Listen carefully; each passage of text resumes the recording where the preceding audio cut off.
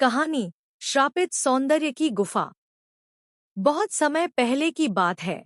एक बड़े और समृद्ध राज्य में एक राजकुमारी रहती थी जिसका नाम मायरा था। मायरा केवल अपने राज्य में ही नहीं बल्कि आसपास के सभी राज्यों में अपनी सुंदरता और शान के लिए प्रसिद्ध थी। उसकी आंखें गहरे नीले समंदर की तरह थी और उसका चेहरा चांद की तरह चमकता था। हर व्यक्ति उसकी एक झलक पाने को व्याकुल रहता था। लेकिन मायरा को अपनी सुंदरता पर इतना घमंड हो गया कि उसने दूसरों की भावनाओं और दुहक की कद्र करना छोड़ दिया।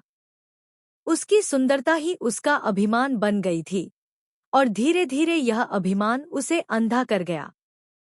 उसने अपने राज्य में सभी साधारण लोगों को अपने से तुच्छ समझना शुरू कर दिया और उनके प्रति कठोर हो गई।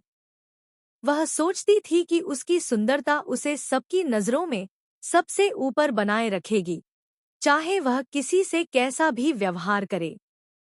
एक दिन महल में एक वृद्ध साधु आए। उनकी पोशाक धूल से भरी थी और उनके चेहरे पर थकान के चिन्ह थे। उन्होंने राजकुमारी से कुछ पानी मांगा, लेकिन राजकुमारी ने उन पर हंसते हुए कहा, तुम जैसे साधारण लोग मुझसे मदद की उम्मीद रखते हो? मेरे समय का मोल तुम्हारी समझ से बाहर है।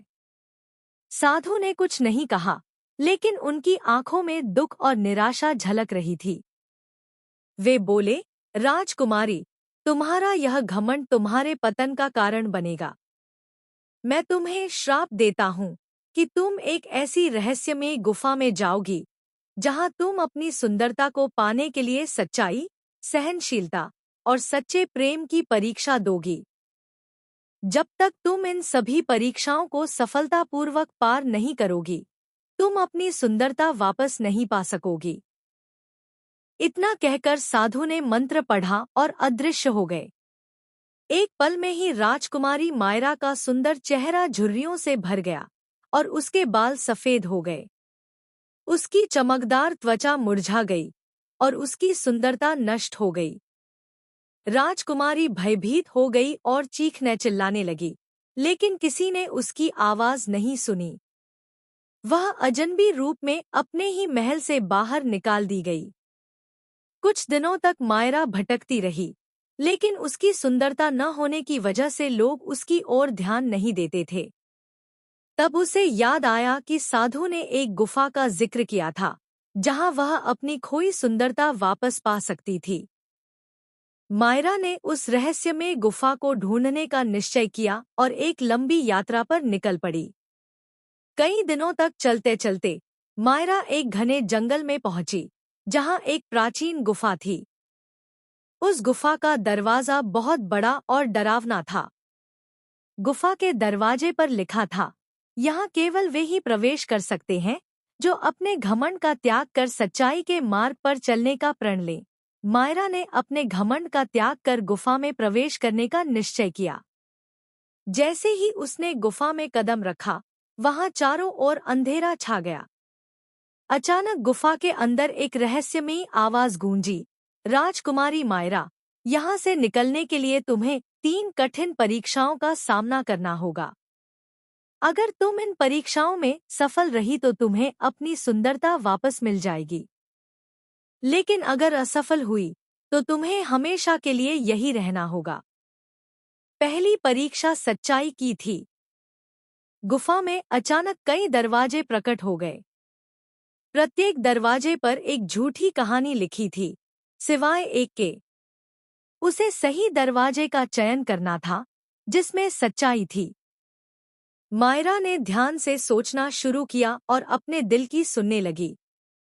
उसने वह दरवाजा खोला जिस था सच्ची सुंदरता दिल की पवित्रता में होती है।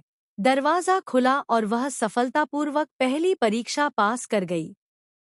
दूसरी परीक्षा सहनशीलता की थी। गुफा में अचानक तेज आंधी और बर्फबारी शुरू हो गई। मायरा को बिना हिले-डुले इस कठिनाई को सहन करना था। कई घंटे बीत गए, लेकिन मायरा ने हार नहीं मानी।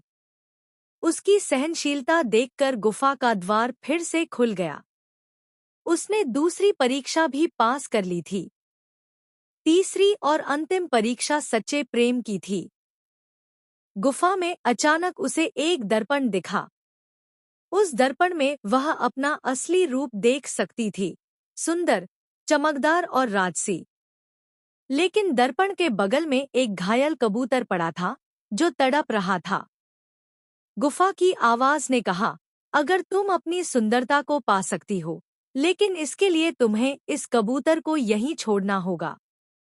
अगर तुम इसकी मदद करती हो, तो तुम्हें अपना रूप नहीं मिल पाएगा। मायरा ने कुछ देर सोचा, लेकिन फिर उसने कबूतर की मदद करने का निर्णय लिया। उसने सोचा कि सुंदरता से ज्यादा महत्वपूर्ण करुणा और दया होती है। जैसे ही उसने कबूतर को अपने हाथों में उठाया, वह कबूतर अचानक एक सुंदर परी में बदल गया। वह परी मुस्कुराते हुए बोली, मायरा, तुम्हें अपनी सभी परीक्षाओं में सफलता मिल गई है। अब तुम्हारी सुंदरता लौट आएगी, लेकिन अब यह तुम्हारे घमंड का कारण नहीं बनेगी। अचानक मायरा का चेहरा बदलने लगा। उसकी खोई सुंदरता लौट आई थी, लेकिन अब उसकी आंखों में नम्रता और दया थी। उसने अपनी यात्रा पूरी कर ली थी और अपनी सच्चाई, सहनशीलता और प्रेम की शक्ति को पहचान लिया था। वह अपने राज्य लौट आई और लोगों की सेवा करने का संकल्प लिया।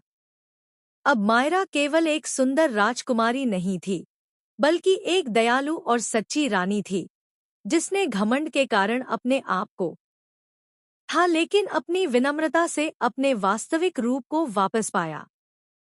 हमारे YouTube चैनल को सब्सक्राइब करें